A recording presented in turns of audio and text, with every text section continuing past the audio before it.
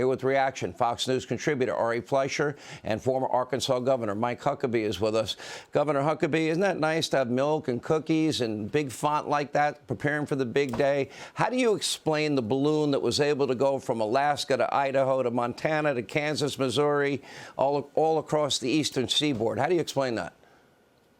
Couple of things you got to note, Sean. First of all, that milk and cookies, that's being set out because Joe really at first thought that big balloon was Santa Claus, and he wanted to leave something out for him. He just thought he was coming a little later than normal. I'm laughing. You're funny, but this is embarrassing and humiliating for our country. It's not funny. Well, you're funny, but it's not funny. No, it isn't. But you got to laugh. You got to laugh to keep from crying.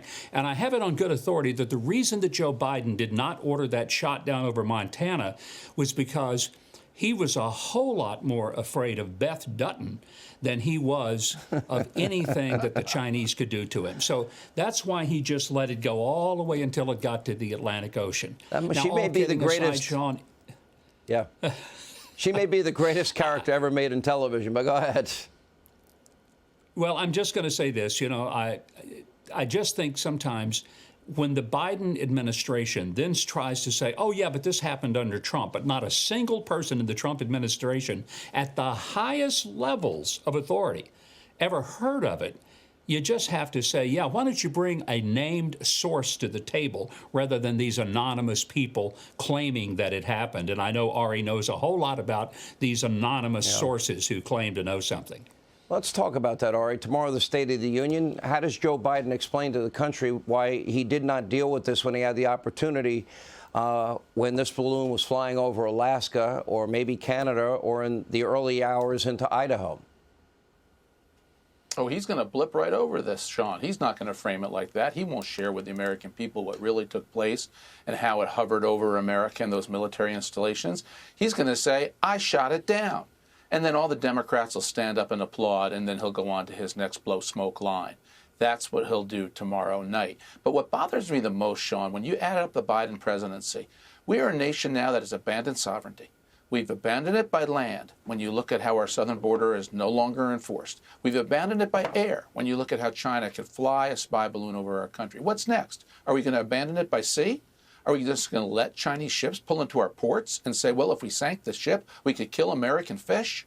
So no, we're not going to defend America.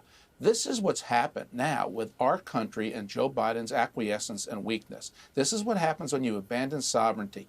Borders are important, sending a signal to the world that you cannot violate America's sovereignty or our borders. If you do, we will take immediate action. Is what stops nations from messing with your border. That's the type of president we need. Is there anything that either one of you believe that Joe Biden can say tomorrow that will instill confidence either on foreign policy or the economy? Governor, you first. Yeah, I think if he says, I will hereby resign the office by noon Thursday, that might be the only thing that he could possibly do. But look, his numbers are so underwater, Sean, it's not even close to being anything other than tragic. 73% of the people of the country think we're on the wrong track. Only 37% of Democrats want him to run again.